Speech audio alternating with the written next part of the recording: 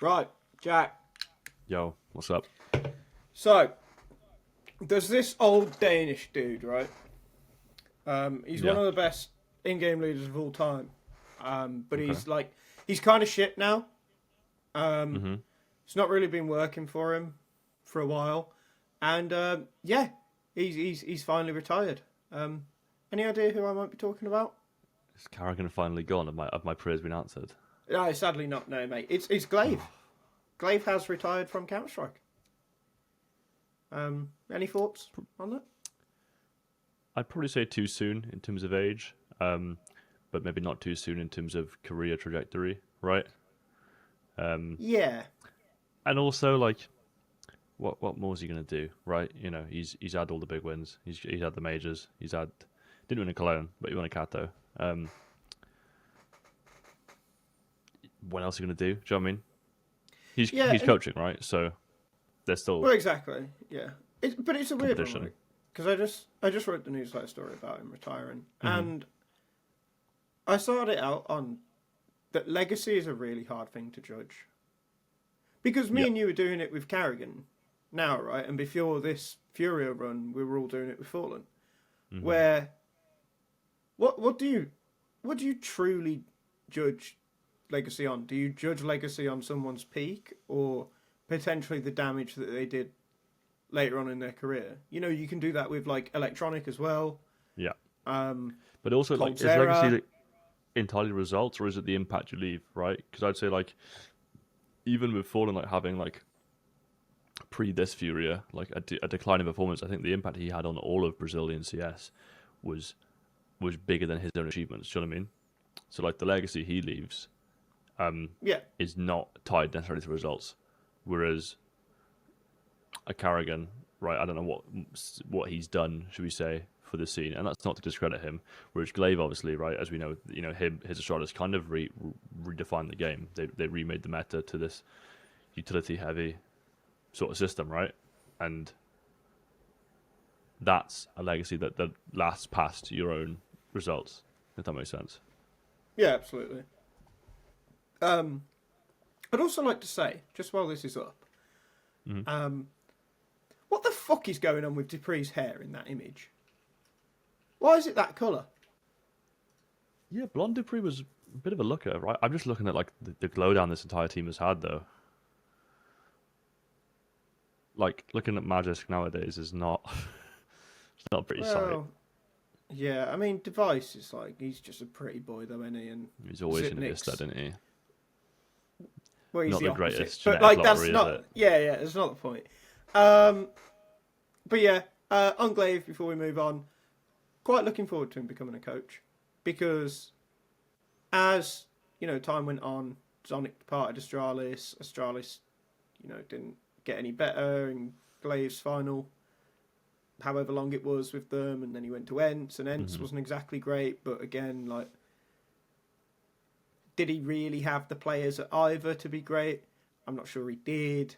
Like, Zip was awful towards the end of his stint. He had to put up with that Polish team that were never actually that good, and we were only good at Vertigo. For one event as well. For one event, yeah. But there was always the conversation of, like, and it's happened to Zonic as well in the inverse of it, but there was always the conversation of, how good is Glaive without Zonic? Was it all just Zonic's system? Like, these type of things that we'll never know because we weren't there practicing with them. So it will be very intriguing to see, A, what type of coach he is, and B, how much success he has. Yeah, I think another thing with Glaive, though, is he's kind of, to a lesser degree, but in the same sort of Carrigan camp as, like, he's quite a mid-roundy in-game leader, right? Yeah. Not to the degree that Carrigan is, right, with the whole system is basically, like, do the default and see what happens. But, it's how much impact can you have when you're only talking in freeze time, right? But I think someone with a mind like his for the game, obviously be a huge benefit to a lot of teams. I'm curious to see where he ends up. Honestly, I think, like, I could see him going to OG possibly. Could be a slight step down for him though. Who is their coach?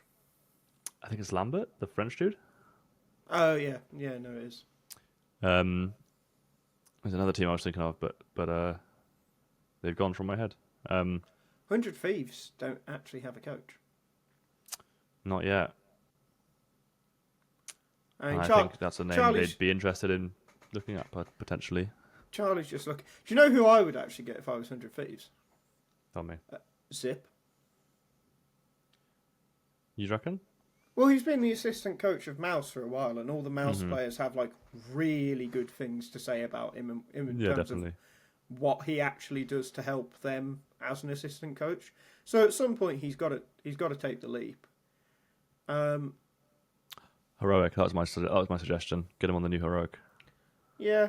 Because obviously they've benched Linus. It seems like they're benching Youngster as well. So they're going to have a little bit of a rebuild. They back Toby's a little bit, whatever his name is, considering they've just got Krisen in. Which we're not going to whatever his name is. It's quite funny. But yeah, Heroic have benched the engineer in order to bring in Krisen. Yeah, that's the thing that's happened. Anyway, Charlie, run the fucking intro. We've got a major to talk about.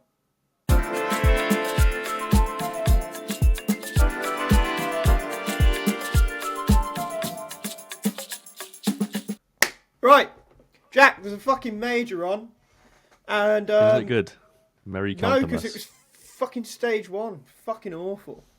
Like, seriously. Can we start calling this the minor? I think that's a really good name for this part of the event. Yeah, you'd like minors being mentioned, wouldn't you?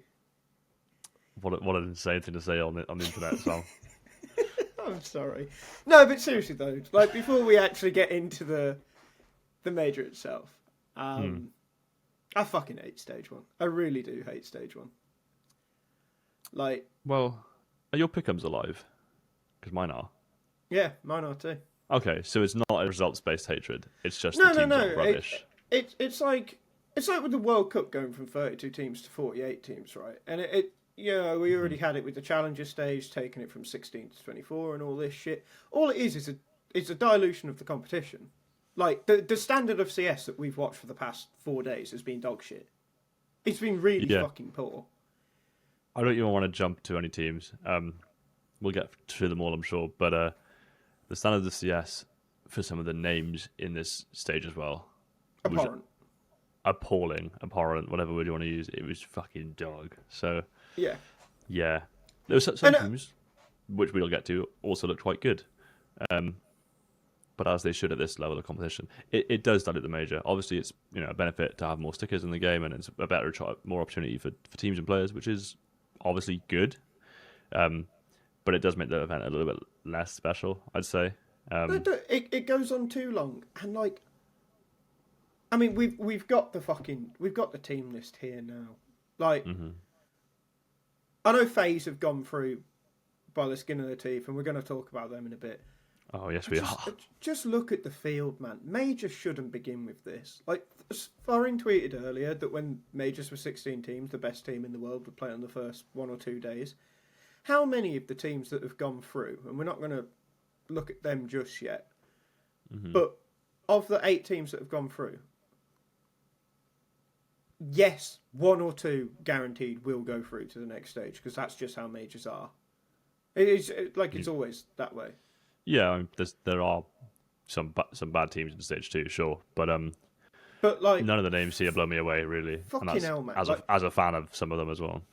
If stage 1 isn't made up of teams that we think, like, most of them that go through can go to stage 3, what's the point other than it just being more ways for Valve to make money, which doesn't go back into the game,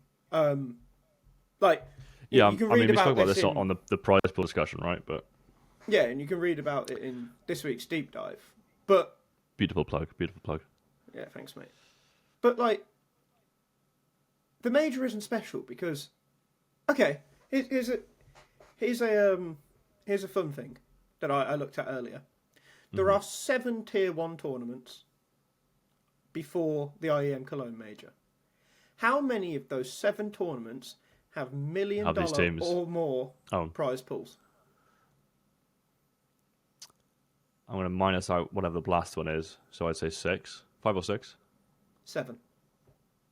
6, 7? So all 7 do? All 7. I mean, obviously some of that is club share. which is like still prize pool essentially. Prize pool, yeah. Yeah. All 7 of them. There's like 2 PGLs, 2 blasts, 3 ESLs. They all have $1 million prize pools. So what's special about winning the major other than a little fucking trophy? Like, it's the major. Okay, whatever. Like, actually whatever when we have to start out with a fucking stage like this that's a load of shite. Mm-hmm. But as well, and because we need to mention it, fucking Star Ladder, man. Like, the first day of the broadcast was an absolute mess. I'm going to get... Obviously, running at any event is a lot of work. There's far more moving parts and people behind the scenes than anyone will appreciate, even me who works at events. Like, there's still so much more going on than even I really understand, right? And I'm going to give them as much grace as I can. But the issues you had on day one, like the 2-hour tech pause, like, just can't happen. There was issues in the B stream with like caster audio and stuff, which was bad. Then there was like the platform-specific casters, which is confusing to me because, from my understanding, at least with how the broadcast is handled at the events I've worked at, there's one main feed that goes to the platforms. Do you know what I mean? Yeah, it doesn't make sense how that they would go to even, your platforms. like, technically happen, right? And then there's like the closed feed, which will go to co-streamers and stuff or whatever, right? But yeah, it's not good. It's not good. They recovered well. There's not been as many issues, or definitely nothing to that degree since day one. But I think people have been so excited for the major. I've been really excited for it. Like, I was saying to you, Sam, right? The last sort of 3 months of CS, I've been really engaged, and that's been really exciting. Like, obviously, I've had quite a busy year, but it's been a good time to be involved in Counter-Strike, and I'm like really interested in this major. It's been quite. It's a good end to the year, I think, right? And that kind of sours it when the first day of the event has such big errors and big issues. There's also, because we've got to talk about it, the fucking humiliation rituals. Yeah, I think exit interviews are good. I think they're needed. That's fine. I think they're especially needed when there's a mixer and there's press there, and I think press should get the credit for that, or be able to have that. But having the teams like take down their logos from this wall, which apparently they're like super strongly stuck to the wall, and there's this. I don't know if we can play. You can see it on screen if you're watching, but without the audio, there's this really somber piano music, which is just like kind of cringe and. Do you remember the old like MLG sad music? Yeah, it's that kind of shit. It's what it is. It's so shit. No, but and then they have to sign their names on some easel thing. Like, I get it's a cool thing, and like maybe they'll give away the signed things after. Like, that's kind of cool for fans or whatever. But doing this on broadcast, and I also feel for Banks, like having to interview players when they're just like they've just lost the tournament is like never good. I mean, I hope he's done the best he can with it. I hope he doesn't mind me saying this. I was speaking to him earlier because so we posted this, and the retweet of it is me saying like these segments are diabolically shit. Like I don't understand why Star word for word. Yeah. And Banks replied like, just doing my job, man. I think it's not his fault. It's just not his fault. Like, he is doing the absolute best he can with these segments, and like he's getting shit for it. Like we spoke about it. It's like he isn't even sure what are the shots at him at this point, because like these segments are just terrible. And you had like Amelia from Lynn Vision crying his eyes out. I don't want to watch. I don't need to watch that. It's just it's awkward for everyone involved. I'm fine with an exit interview, but this shit is just, it's like unnecessary. And as well, like, do you know what it feels like? It feels like someone has watched EWC and looked at the key crushing thing and has gone, do you know what? This is really cool. It's really good. Let's do that with none of the good bits. And it's like, yeah, how can we have this, but like, so it's not EWC? And they've come up with humiliation rituals. But the cool thing with EWC is the team that eliminate you crush your key. So there's there's the we fucked you angle, right? This is just like, take your logo down from the wall. Like, I'd be happier if they just had like the logos like just caught fire or something like that. Like, like a cool visual where they just like burn the logo or whatever. Like, I mean, it's a bit disrespectful, but like, yeah, fine. Yeah, it's just weird. Don't like it. One thing I do like, and though, also that logo will. One thing is it's the wrong Na'Vi logo, and I would have been shouted at if I did that on broadcast. But secondly, it's just gonna look very weird when half the logos are missing and they're just kind of all sporadically around the place. Like it's not actually that strong of a visual, unfortunately. Yeah, enough shitting on that though. The TO's been good. The event has been good since day one. Other than this nonsense. And one thing I do want to say before we actually talk about the teams themselves, I think Kick is now my preferred method of watching Counter-Strike. Kick is so good. It's fucking. Like, it never buffers. It looks. It's like fantastic. It's like if Twitch had none of the issues, and the layout was kind of what you'd want for a live stream platform. Yeah, it's really good. I don't really understand what the fuss is about.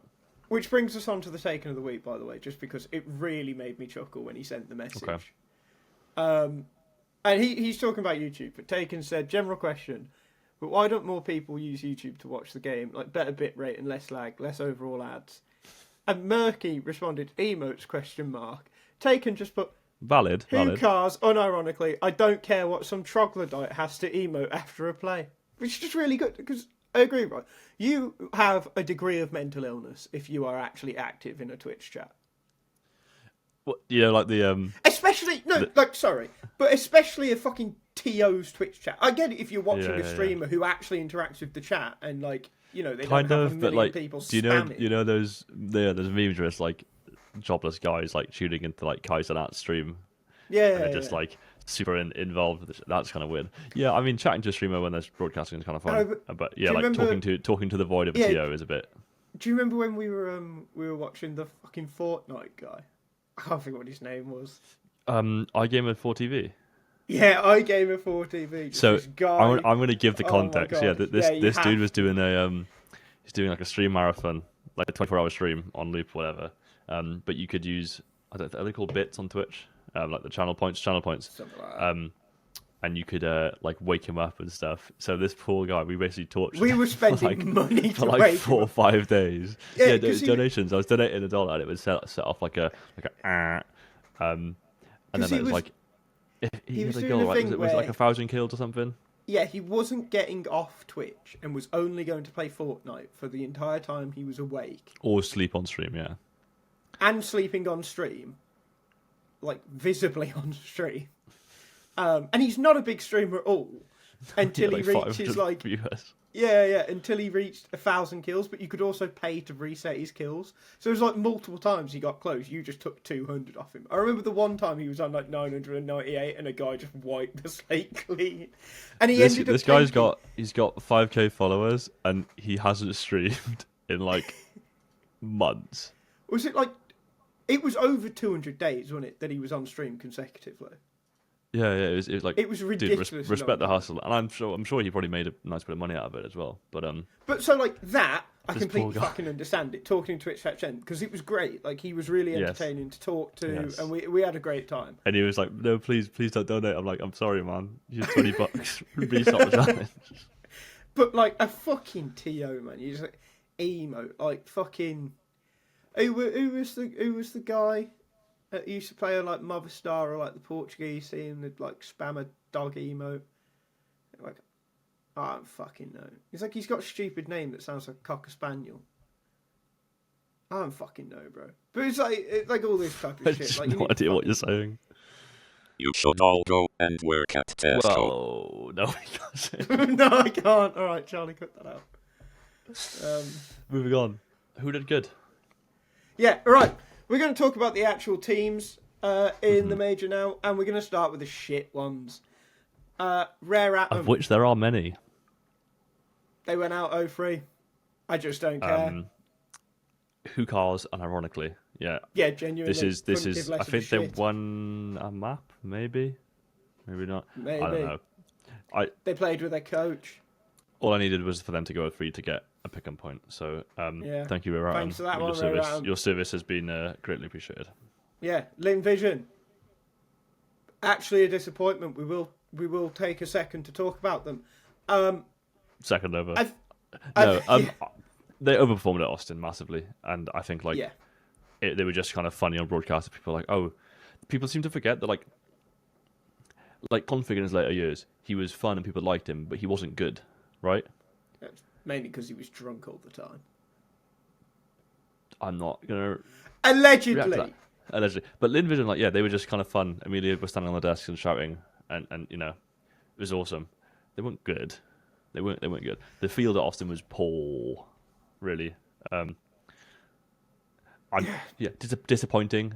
Maybe they should have gone 1-3 instead. I just don't give a fuck. Really. Yeah, I mean, they should have been FaZe. FaZe are fucking dog shit. But yeah, man, I just they did well in Austin off the back of like 2 maps and some lucky wins. Weren't they in Anubis team as well? It was Nuke and something else. I can't remember what. But like, okay. Anubis was gone by then anyway, wasn't it? I don't know. Probably think so. Fuck knows. Either way, they're just a known commodity now, and 0-3 is probably still worse than you'd expect because like Fluxo, Red Canids, whatever, NRG, like there's a number of teams you'd expect to go 0-3 over Lynn Vision. But it's not like when you actually think about it, and I know I had them to go through, and I think maybe you did as well. I think I did through the simulator, yeah. Maybe but it's just like when you actually think about it again, it's like, oh, okay, no, it is quite fair. Anyway, moving on. 1-3 teams. The Huns, not going to talk about them. Couldn't give less of a fuck if I'm being honest. I really don't care. Red Canids shouldn't have gone 1-3. They should not have gone 1-3. They should have been in the 2-2 games. Yeah, they had a really good start, honestly. They lost to fnatic, which was fine. They beat GamerLegion really convincingly.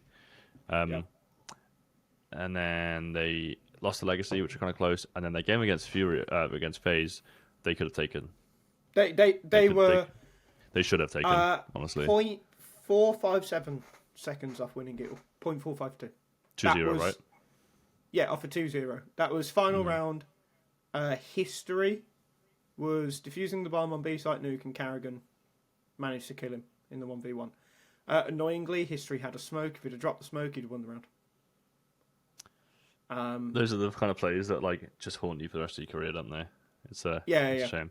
Yeah, absolutely. And I don't want to preface FaZe too much, but from what we just said, you could see that FaZe were at a 1-2 game. It's not good. Yeah, not good at all. No. So yeah, Red Canids, pleasantly surprised by them. It was nice to see Che Jesus perform to a better standard because he was fucking crap on Imperial. And Venom Zero, alright player, not bad. And Drop's been alright. He's never that good, really. But he's kind of had... I think he's RGLing as well, right? He is. And like with him and obviously Legacy, we're going to talk about in a minute. It's a bit of a disappointment. But with him and Lux going on to become RGLs, there's some quite nice storylines there. There's quite a good future for Brazil, which is good because it seems like there's kind of not been... reassuring in that sense you know, as well. Yeah. Anyway, the other 1-3 team that we need to...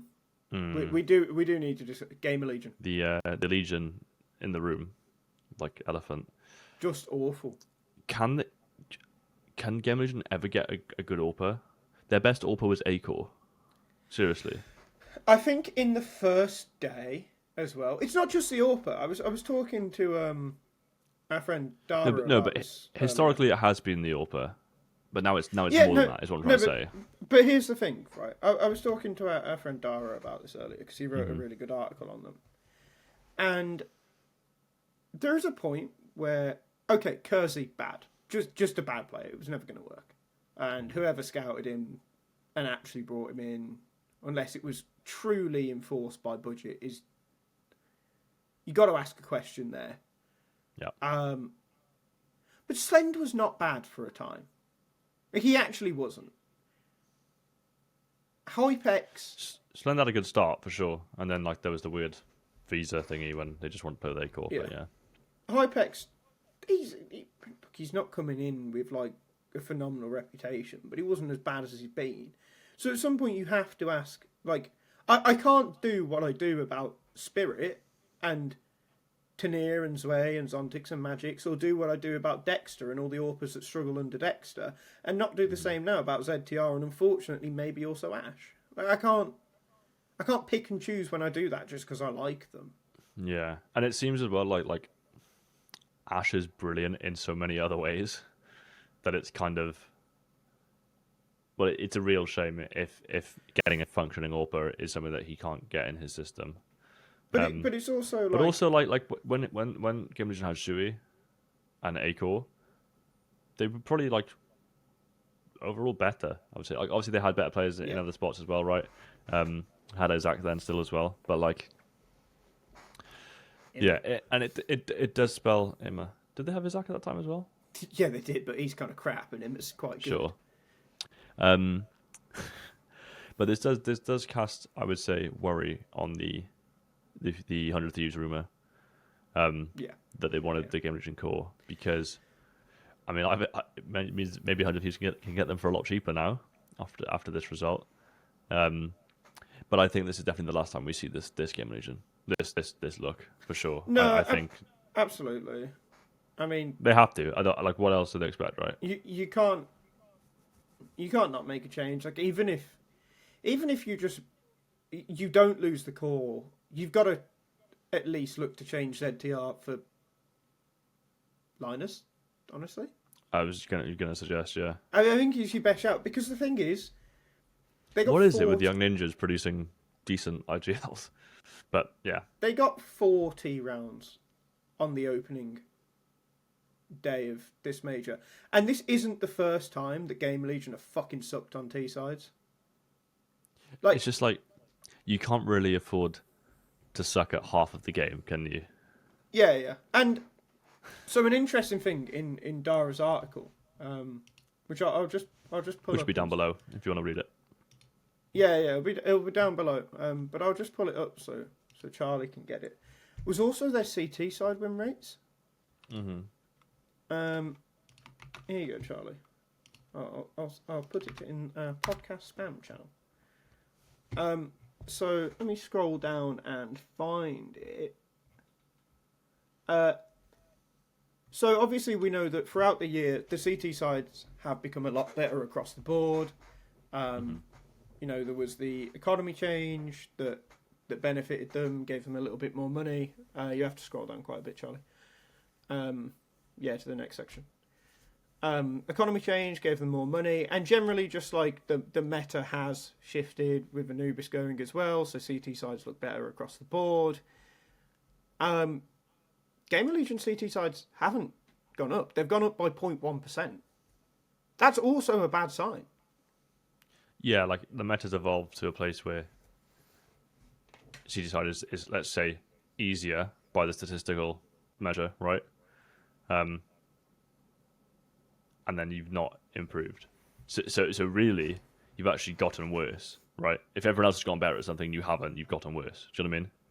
Yeah, and like if you go down further, Charlie, if you go down further, the changes flipped all 7 active duty maps to be CT sided, with only Train, Nuke, and Mirage being CT sided in the first half of the year, right?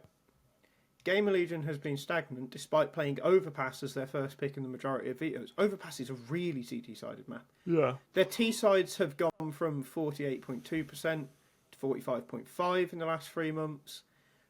Res on the T-side has dropped from 1.12 to 1.01. And also on that, Res's like end of NIP, he was also like particularly weak on the T-side as well. And also... Good. Of the top 30 teams, GamerLegion are ranked 28th for opening kill percentage on the T side. These are awful stats. These are really bad. There is something seriously going wrong in that team. Where, as well, when you look at the fact that, like, I think going into Austin or even coming out of Austin, they were like 9th in the world on HLTV VRS. Yeah. Now they are top 10ish, yeah. Like it's also just like they've got PR, who is one of those hot names for the sort of next couple of years to be like a serious big name player.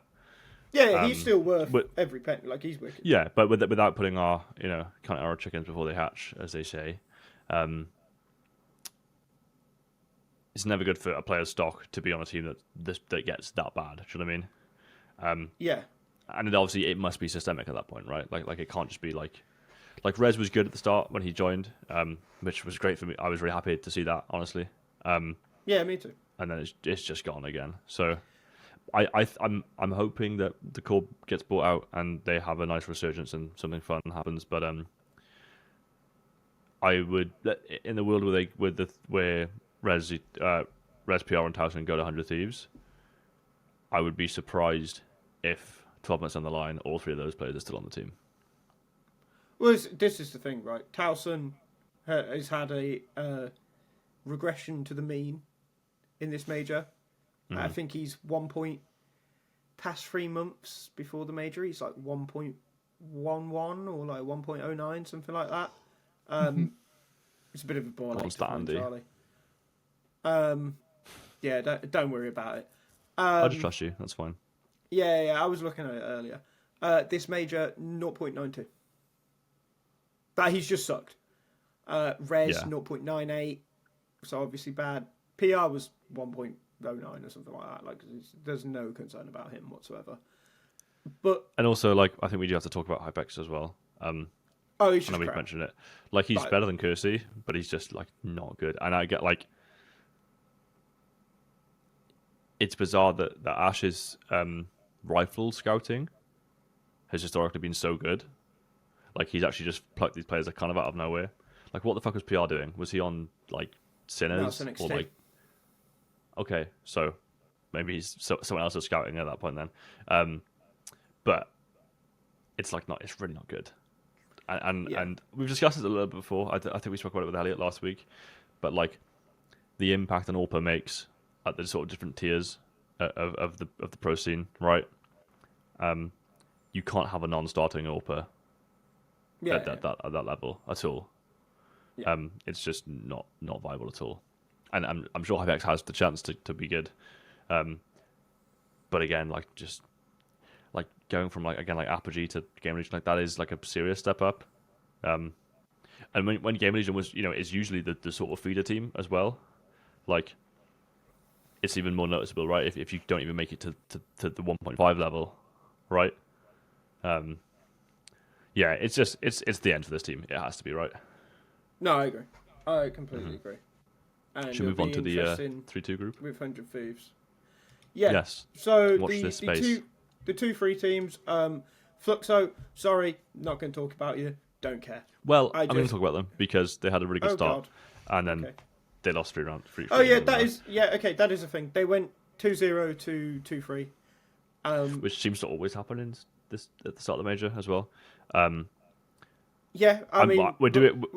Sam and I are working on a video about Furia, which we mentioned last week, and obviously Art is mentioned in that a little bit. He's just not really evolved, much at all. Like, it's a different play style now, because it would be like suicide if he was playing the same way he was before. But yeah, it's just not exciting, unfortunately. I would have been happy if they went through. Just would have been fun.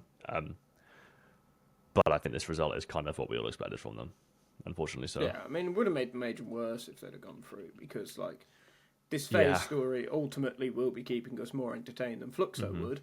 But yeah, I will say though, Lukowski, I know he's not meant to be like one of their bigger names, but obviously like he had a lot of impact at Austin on MMBR in that famous game against Falcons. I think he's actually pretty decent, honestly. But I don't know if he ever progressed. Like rating wise, maybe not. But I feel like he's kind of a big game player, so maybe one to keep our eye on in the future. But Zevi is also kind of the main name of this team, right? Yeah. Even though he's crap. Yeah. So Fluxo aren't the only team to go 2-0 to 2-3. NRG also did. But with the coach, honestly, important asterisk if we weren't aware of that. Yeah. Honestly, such a shame they did. Because, genuinely great effort from them. on the opening They day. looked like really good, especially against FaZe. They beat Nip and FaZe, and they just looked good. And then it gets to the BO3s, and it's just that much harder to win a BO3 because the mental hump that you have to get over when you're playing with your coach. And look, NRG, I've literally like 32 teams at the major. In terms of what you're losing to what you're gaining if you swap out your IGL for your coach, NRG are probably in the top 3 for having DAPs there. And like M80 with Def's probably not that bad. Like, I don't know about it anymore, but back in the day maybe. Well, Def was playing at the highest level in a game more recently than DAPs. Child game. No, this is true. He was bloody good at it, though, to be fair to him. No, I like Def. I'm only shouting for fun. But Exotic, I honestly like his event stats aren't great, but in the opening 2 games, he was like really good, and he was hitting like bonker shots and like when someone's in a spot with an AWP and you're like, okay, he'll get one and get traded. Yeah, he just kind of would get 3 like more often than not. I guess there's a reason, they signed the Che because he actually just is good. This Che's got hands. Yeah, I think we all wanted NRG to go through because they've been. It would have been a fun story for sure. One of the bright spots of a rubbish opening stage. The final 2-3 team though, because we have to talk about them more, is Legacy. I had Legacy as my 3-0 team. I don't think there was many people in the world that didn't have Legacy as a 3-0 pick. Yes, and I think that's... And they've gone out. I'm going to say the fun phrase, recency bias, but since, they obviously took the map off Vitality at Austin, right, and they've won an event, maybe 2 events. They won CAC, right? They won CAC and got to the final of... The one that the Mongols won, is that correct? No, 3D. Was it Thunder Pick? Aurora. Oh. Aurora. It was Aurora. It was the one Aurora. PGL. Yeah. Was it? Buttfuck nowhere. PGL Bucharest. Bad man. Yeah. It was in this. Yes. Yeah. Is it just a good run of form, kind of coming to an end? Probably. No. Here's the thing. Here's the thing. I've said the line. Here's the thing. Right. Ding. Putting this to fucking bed. Yes, Educate some me. degree recency bias, but when you look at the field, and then you look at the field within they that should have got recency through. bias, 3-0 probably is a reasonable pick, right? Yeah. But here's the thing. When I wrote the deep dive Again. last week, well, I'm doing it a bit now, mate, calm down. Here's the thing. When I wrote the deep dive last week talking about the favourite for the major, and I included Legacy as a courtesy, I said in that something along the lines of, people are right now confusing Legacy for a good team. But the fact is that they won an event with an incredibly weak field, where looking at that event, at the start of it, you go, fucking hell, Liquid might actually be the favourite for an event. If Liquid are the favourite for an event, that event is not worth considering the result of. The phrase, well done, he's 13, comes to mind, right? Yeah, and PGL Bucharest as well. If that was, I'm sure it was a tournament. Also a terrible field. Aurora won it, for fuck's sake. If there's one thing we know of Aurora is that they just can't win a fucking event. And this is the thing, right? Elliot, who's not here now, because he's got sleep or some shit. He commented when I wrote it, saying, "Well, isn't a sign of a good team typically, taking advantage of a weaker field and capitalising on it, or whatever the fuck I wrote in the day?" No, it's not. No, the sign of a good team is beating other fucking good teams, and Legacy haven't actually beaten anyone good. It's kind of it's. Or maybe they beat 3D Max to win CAC. If you only beat shit teams, you're just the best of the shit teams, right? You're still a shit team. Yeah. The best Legacy could have hoped for is to have been a new gatekeeper team. Yeah, until they beat anyone a big better. Or a current 3D Max. Yeah. They're not that. No, they're not that. I will say though, the series that we just finished watching, their 2-2 game against Parivision, which saved my pick'ems. So thank you, Legacy, for losing.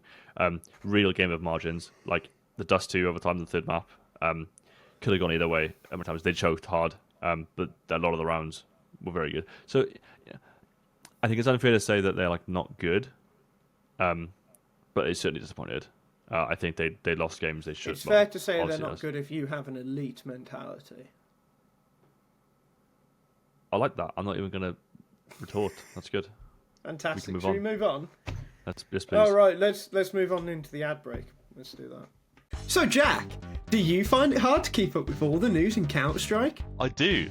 I took a weekend off and I came back to 6 new IGLs, 3 retirements, and apparently Navi's Waterboy got picked up by a top 20 team. Right. That's why I've been relying on the TLDR newsletter. It's a bi-weekly email that keeps you up to speed on everything in the CS scene, without needing to scroll Reddit for 3 hours while questioning your life choices. Yeah, it's like if HLTV had a baby with your funniest friend who actually watches every game. You get quick hits of news, spicy roster moves, upcoming match schedules, and even some insider gossip. All killer, no filler. And let's be honest, some of these tournament formats, you need a guide just to figure out who's playing who. TLDR breaks it all down, so you actually know what the hell's going on. Plus, it's funny. Like, actually funny. It's like reading a group chat between smart CS fans who roast everything in sight, but still care deeply about the game.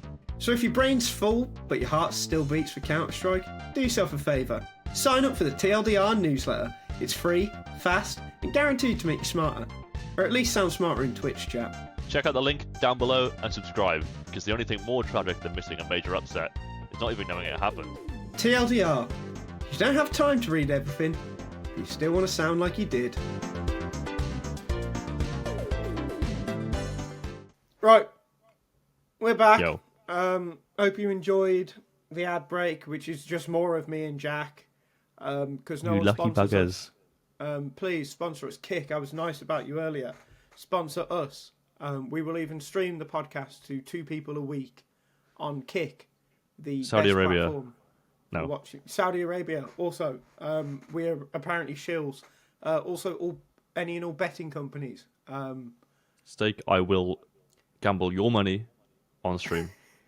Gambling Happily. is good when you pay us to do it. Yes. And when I'm therefore taking that money and putting it... Let's talk about Counter-Strike. Speaking of gambling, the pick'ems. Yeah, the free O's. That's right? a segue. How many people have FlyQuest and M80? Because I fucking didn't. Probably I only even had one of them to go through. Some Australians. Well, yeah, I mean, there's always deluded cunts in their own countries. Yeah, I had M80 going through, but not 3-0. Yeah. If you got both 3-0 picks correct, I'm going to assume you are like fond of narcotics. If you got both 3-0 picks correct, please give me the number of your weed dealer, because it's time for me to relapse. Well, no, it's not weed, is it? Whatever that person's smoking, ain't weed. Yeah, well, quite. So here's the thing, right? I've done it again. I only had M80 to go through out of these 2 teams. But I think going through is also the minimum expectation for both teams. And ultimately, it doesn't matter if they do it 3-0 or 3-2. Like, ultimately, they did well in best of ones. M80 almost choked to bait. I don't really remember them playing Parivision. FlyQuest... They kind of bullied NRG, though, in the BO3. FlyQuest beat Legacy, which is good, and then they beat Imperial, which is good. But then both teams played Fluxo and NRG, like, in the nicest way. Funnily enough, both teams that went from 2-0 to 2-3. I think that's kind of worth noticing, right? Yeah. They beat teams that... They qualified by beating teams that didn't even go through, so... Yeah, so there's something to be said about that. I think the major actually does start for them now. If they make it through stage 2, I think I'd be impressed with either one of them, honestly, and I would expect it more from M80. I would too, but I think if this major's been anything to go by, don't expect anything, right? Or expect the unexpected, whatever you want to say. I will say though, like on FlyQuest, since they got Azza coaching, and I'm not huge on him as a coach or ring leader, honestly. I don't think he's all that. pretty good. We haven't seen a lot of them internationally for a little while. Obviously they were at Bucharest and they came like 9th to 11th, I think. Like not good, obviously. And that's the last time we've seen them in a long time. But they're good. I think since JKS joined, there was some role struggles. I think JKS basically like fucked fnatic, who was like their star pre JKS, out of spots. And I haven't checked the data. One of the more intelligent stats pivots can do that for me.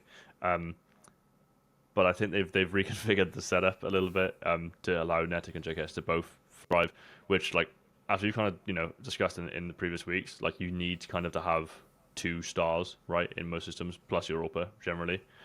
And Vexite's been kind of taking these opening duels and being a bit more aggressive, which is working out in their favor. He's kind of taken like a slightly more leashed donk play style, where he's kind of just going like in a lot. And I've always been really harsh on on Vexite as well. Mm-hmm.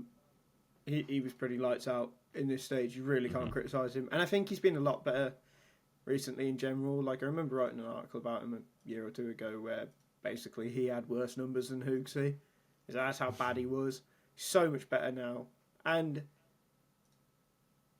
it's where credit is due to FlyQuest. I criticised them in that article because I said that it was when they literally made like fucking top 16 at a pro league and the Aussies were jerking themselves off over it. Where it's like, okay, but this team will never do anything. One mid? Sorry. No. No, they won't. I will say, I don't think we need to... Vexite is the highest rated player of Stage 1. Yeah. Granted, it's 4 maps, but he's 164 rated. Anyway. It's very good. My point was, FlyQuest have done a genuinely good job at improving this team over time. Mm-hmm. Yeah. JKS absolutely needed to come back to this team for it to finally all come together, and I feel like it is now that fnatic is performing again. Regali is a really solid AWPer for them. Like Regali would have been a good pickup for GamerLegion, honestly. They might struggle to keep hold of Regali because he is genuinely really good. And I think FaZe even when they got fnatic was a massive jump up for them from. Mm-hmm. If they get rid of Dexter, it was Dexter. They got rid of Dexter for fnatic, wasn't it? Like, all of their moves have been such massive step ups on who they've replaced, and it's like they've done exactly what I wanted them to do. So I actually kind of like FlyQuest because they are operating the right way. I'm gonna not go that far because I feel like if I start to like a team, they just tend to stop being bad. Because God is punishing me. But I'd punish you too if I was him, but I bet you would. Good for them to go through. I think where it gets more exciting though, more interesting, is the 3-1 and 3-2 teams though. Segue. Yes. Right. fnatic. I'm not going to talk about you. Jack can if he wants, but in my eyes, you can go fuck. Go fuck, apparently, yeah. fnatic will be a full Ukrainian team by 2026. Maybe by 2026 is like a month. By the Clone Major, they'll be fully Ukrainian. What are the conditions for that to happen? In your eyes?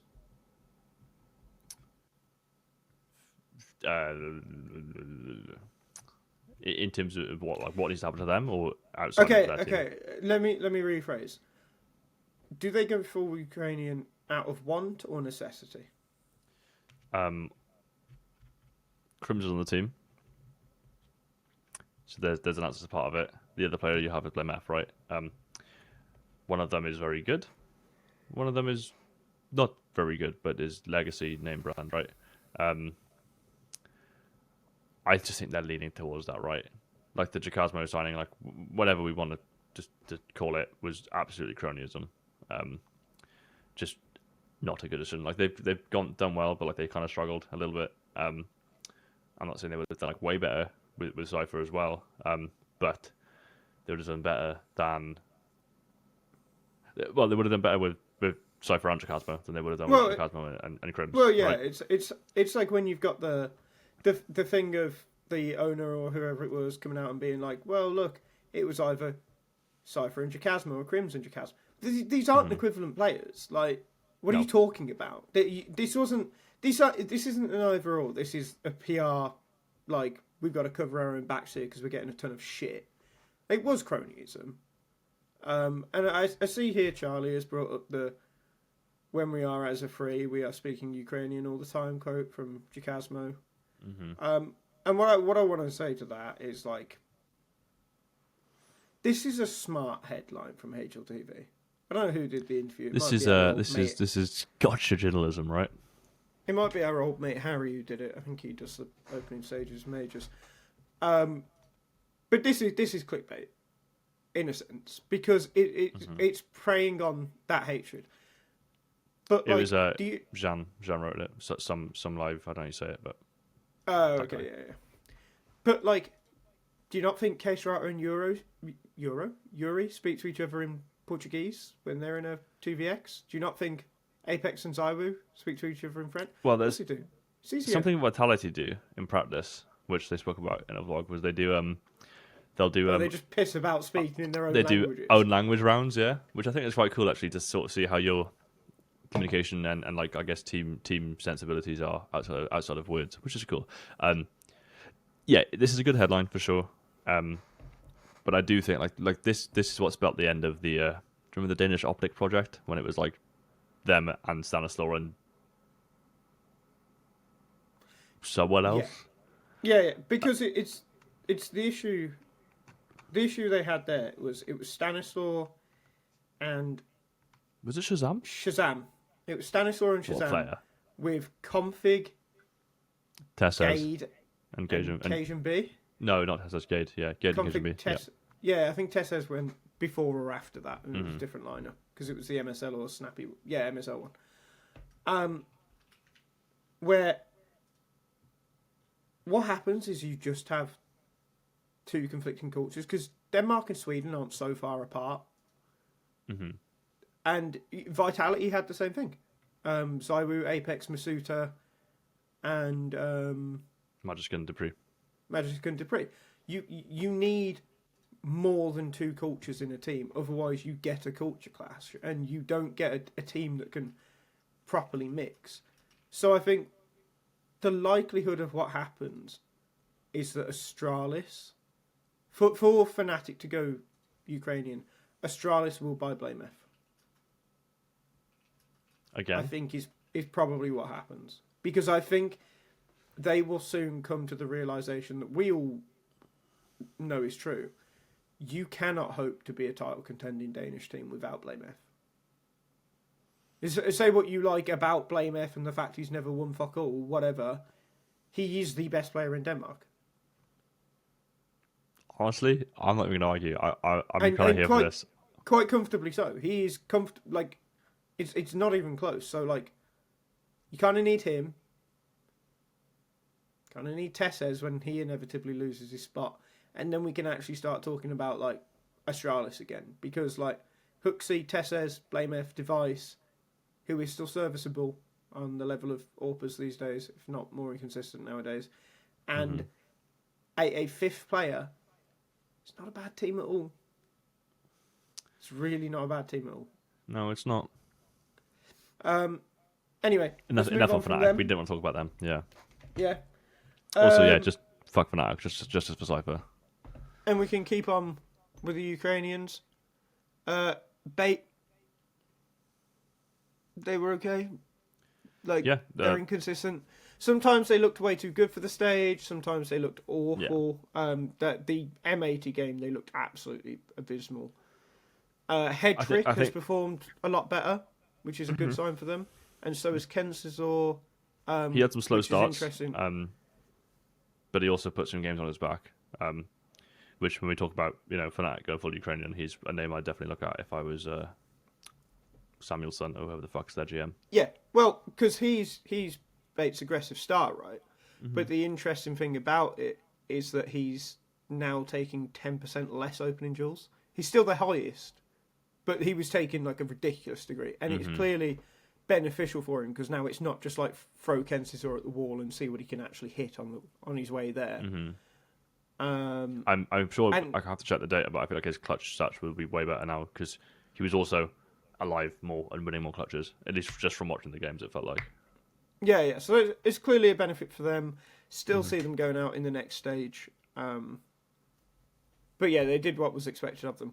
NIP, you go with them because they're your team. So they are. I'm intrigued to hear what you say. I've got my own take to get to, but yeah, you take the floor first, mate. They never should have lost to NRG, realistically. No, just shouldn't have. I think this team is still one move from being pretty solid as a 1.5 sort of gatekeeper team. Kaspersky is legit. He's really good. I think any doubts about him were quelled quite quickly. Wrinkles had a pretty good tournament. He's missed a few. He had a pretty bad series against FaZe, I think. But he's also been a very good signing. Snappy's making it work in this team. I do think Ujix is the weakest link, but he also just had some good performances. He got some clutches. He was having some really impactful rounds. So I'm not going to call for his head just yet. And Shush, again, I think he's one of the most underrated players. I think he's one of the better players in Denmark. I would like to see Tessez replace Ujux in the future. I think that's a very good role swap. And I kind of just want the team to have a somewhat Nordic core, even though I'd prefer it to be Swedish. But they won't be winning things if they're Swedish. Yeah, the FaZe game I think is testament to their prep and their practice as well. I'll check what map it was. Yeah, better without you. Listen, they haven't got top 8 yet, right? So we'll see. Their match against FaZe... Yeah, it was Overpass, and I think they just... Rotations, timings, counters, setups and stuff were just perfect. They'd really done their homework, obviously. And I think it's a little bit worrying that FaZe were so easily countered. It was 13-8, which I don't think is that crazy of a scoreline. But against a team with the star power, supposedly, of FaZe, on paper, compared to what NiP have, I think that's quite a good win to get. Okay. Your turn to prove me wrong. I've not really got the shit to prove you wrong. Ujix got 6 kills against FaZe and Overpass. Yeah, I've just got some opinions on them, right? And my opinions are, I'd say pretty simple. I like this team. I do. Good. I'm not sure I believe in this team. They have done what they needed to in being here. But okay, it does get worse in the past 3 months. Past 6 months is better, but last 3 months they've played 31 maps. Wrinkle has a 0.96. Ujerks 1.08. Kaspersky 1.18. Kaspersky is a genuine star. Ujerks, maybe he's good enough. And last 6 months, for the sake of it, Shush goes up from 0.98 to 1.06 in the last 6 months, and Wrinkle goes up to 1.07. So there are things in this team that do work, but maybe don't work all the time. I think there's just one or two players away from being where I know Snappy wants them to be. And how long can you hold on to Kaspersky before you get those? Because improving on Wrinkle is going to be incredibly hard. This is the issue. If Wrinkle struggles more against big teams, well, you're not going to improve on him either. So that will become a ceiling. If you can't help him get impact against big teams consistently, that's also going to be a problem. So yeah, I'm just not sure I believe that.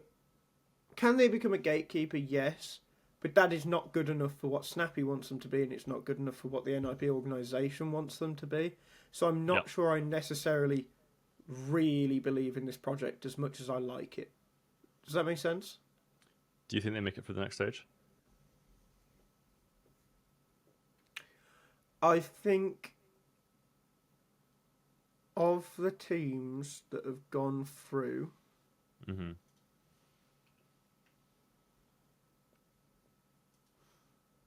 they have the...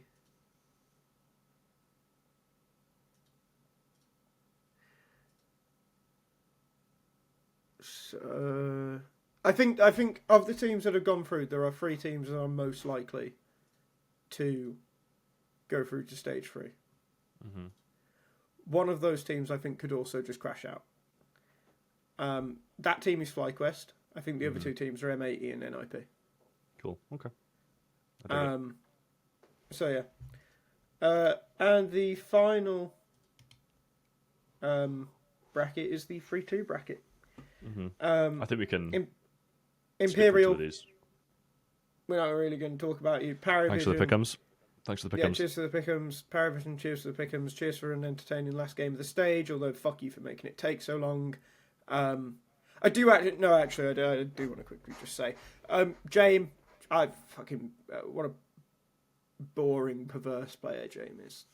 Oh, what a Jame is such a weird paradox because he's simultaneously like overrated to all fuckery, but also severely underappreciated.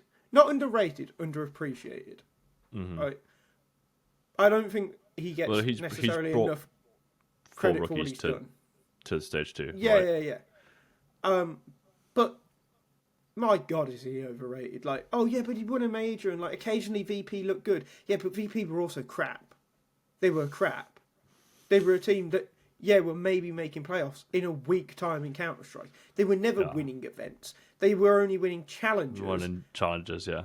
And they won a major that is probably the worst major of all time. Probably. It's good fun to be there, but yeah, it wasn't a great game. Yeah, I'm sure it was good fun to be there because you were just eating barbecue and watching like, I don't know, what did you go and see one night? Didn't you go see a gig in? I didn't go see Arctic Monkeys, but a few people did. Arctic Monkeys played in the arena the day before we set up. Yeah, no, right, I didn't go unfortunately. But like, fucking hell, man, he lurks with an AWP for fuck's sake. Like, I kind of fuck with it, man. In that last like in that last game against Legacy, Inferno was such a mess because the CT sites there was a round where everyone else was on a buy. He's just got like a fucking P250 armor and a smoke. And the entire game plan is to save. Now, this would be fine if they weren't already 10-5 down. He had, by the way, Dust too, at least 3,000 in the bank. Buy a fucking M4 and go for the round, you cunt. You are 10-5 down.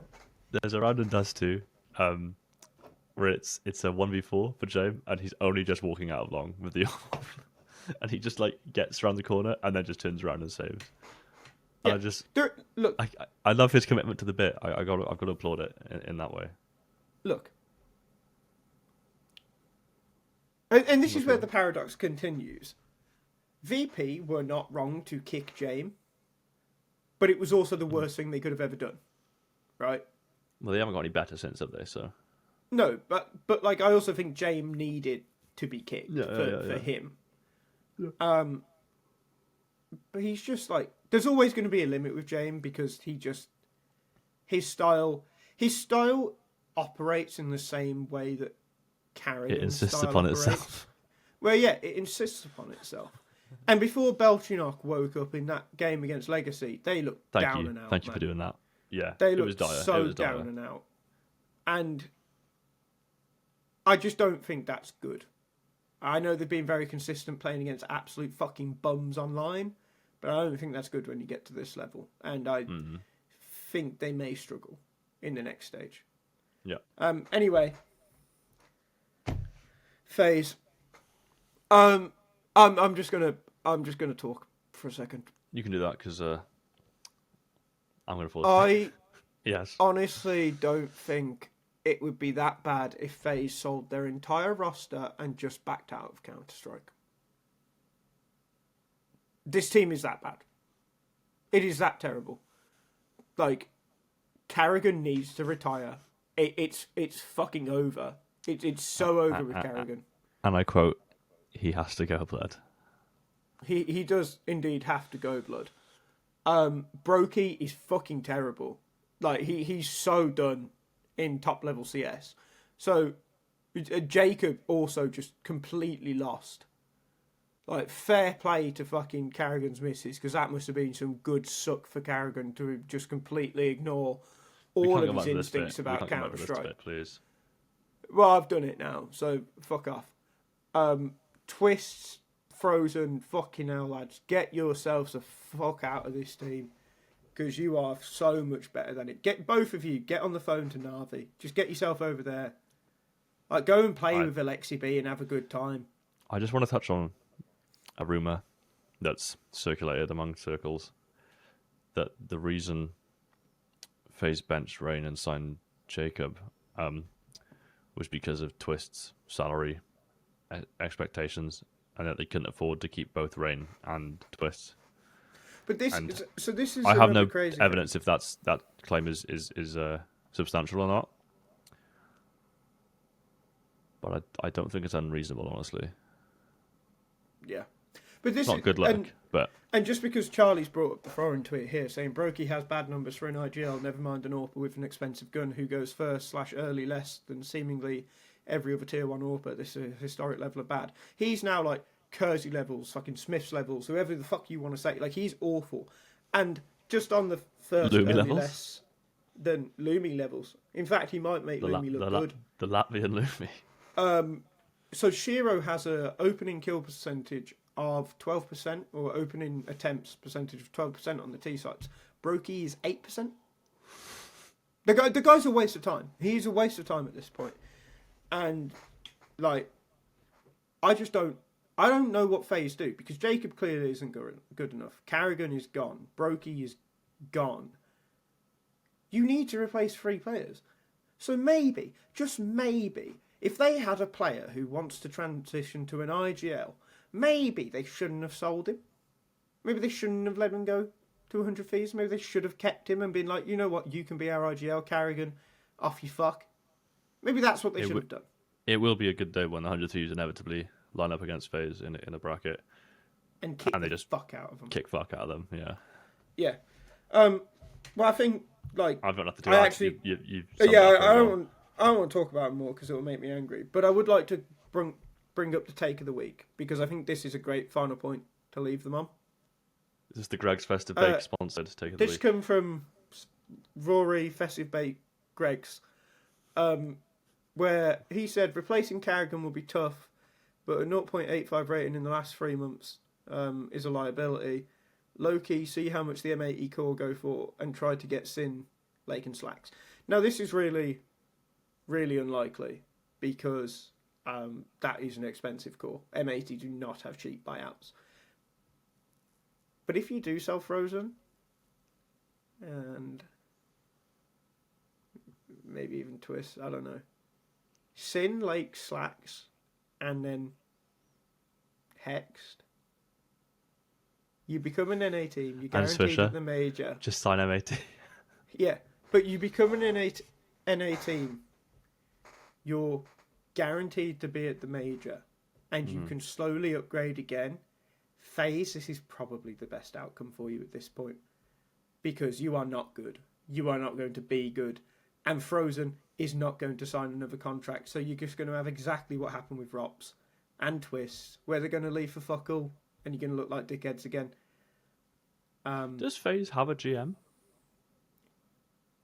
Or yeah, is it just Carrigan? Well, it's like, no, he's a team. Eddie's a team. Eddie, manager. right? Yeah. I don't Yeah, think Eddie has a say over the decisions they're making, because they've just historically made very appalling ones. Yeah, so like I really like this take. I think Sin, Lake and Slacks would improve the team. It's a genuine aggressive star. Like, if you get those 3 with Frozen and Twists, I actually think this team could do some real fucking damage. Slacks is better than Brokey, which I can't believe I'm fucking saying. Yeah, because you're not on the Twist Slacks and trend Frozen, usually. Twist and Frozen are superstars, and Lake has the potential to be a superstar, and I really like Sin. I think you get rid of Neo as well, bring Def in. He's pretty good. Honestly, it's also pretty good for the fan base. But like FaZe are Yeah, American, yeah. man. Like, Yeah. I know it's not even like an American core, really, is it? But like Lake's kind of a Lake will need to leave NA if he wants to have a successful career. I feel. Yeah. To the potential he has, so I think it makes sense. I'd like to But, see yeah, a core of M80 think- go to a stronger team. I think it's just this FaZe, this GamerLegion, maybe definitely those two teams. But I don't think these can't be the visions we see going into next year, going into Krakow and stuff. No, I agree. I agree. It just can't be. Right, let's bring this podcast to an end with something fun. Charlie, bring up the major predictor, please. Okay, click on stage 2. We haven't seen the opening games, by the way, or at least I haven't. We have now. Aurora M80, that's interesting. Liquid I hope we Bait just go could down. go either way. Yeah. M80 take that. Aurora are cold starters frequently. M80 are on a good Yeah, let's have M80 winning that. I think...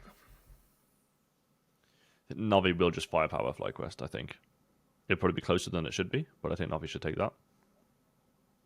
Yeah. Bait beat Liquid. That I'm not sure on. Fnatic 3D Max is that's a toss-up, isn't it? I think Fnatic will have it. No, I go think 3D Max. 3D Go Max. 3D Max. 3D Max, 3D yeah. Max. Astralis NIP, another toss-up. Genuinely, it really depends what Astralis you get. I'm going to go for NIP, though. I'm happy for you to take that decision for me. Tyloo, Parivision. Parivision. Jame will perv that game to a win, so Parivision. Mm-hmm. MIBR Imperial. Who cares? MIBR, I think. MIBR. Yeah. Passion UA FaZe.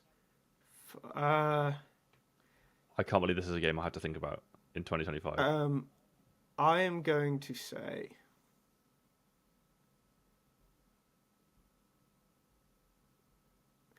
Charlie, let me just see some. Click on FaZe. Yeah.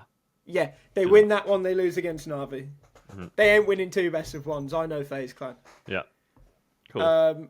3D Max will beat Parivision. Yeah. Because they've just got more experience. NIP will beat MIBR. Yeah. And M80 will beat Bait Beat again. Bait again. Yeah. 01, Aurora will beat beat Imperial. Imperial. Liquid beat Fnatic. Liquid beat Fnatic. Astralis beat FlyQuest. I don't know. Passions beat Tyler though. And Passion UA beat Tyloo. Mm-hmm. Think 3D Max take M80? They go 3-0, you reckon? Well, like 3D Max are well rested now. Like 3D Max are a good team. Mm-hmm. And also, you should just don't put a favourite in a 3-0 slot, right? I feel like that's something we've learned. And Na'Vi do beat Nip. Yeah, I'm fine with that. Bait, Passion UA. That's got to be Bait, surely. Yeah. Yeah. Mm-hmm. FaZe Liquid. Liquid. I kind of want to say FaZe. No, Liquid. Okay. Liquid. No, I'm happy with Liquid. Aurora Parivision. That's an interesting one. It just depends which team shows up, man. It's like such a smelly game, honestly. Such a really stinky game. I'm going to say... I'm going to say Parivision. Oh, I was going to say Aurora. Charlie, you decide. You make your pick.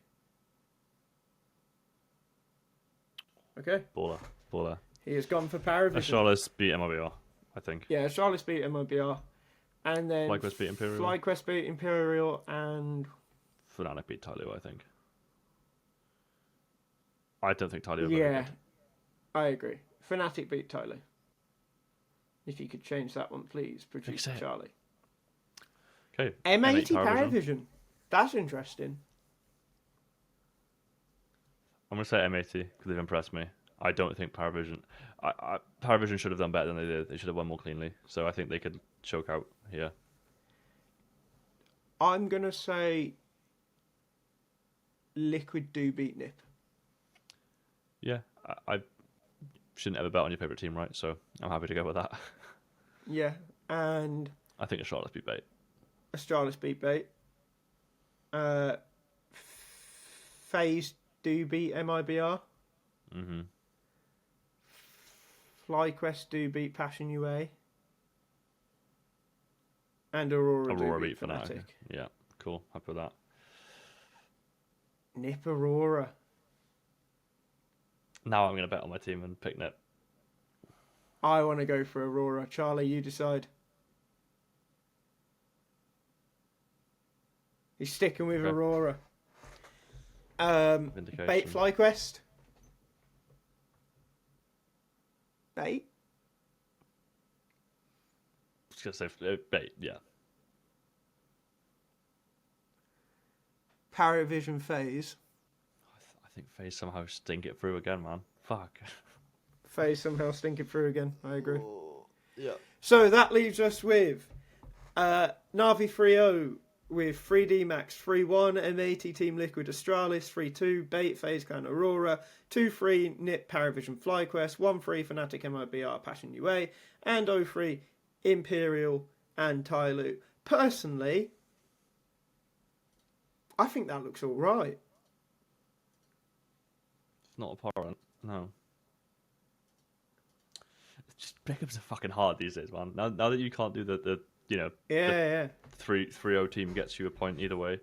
Yeah, it's But even this field is with 3 points this on the saying final major, day. Is this saying major to you? No, not really. But with 3 points on the final day, Jack, True. we are both still in the diamond race.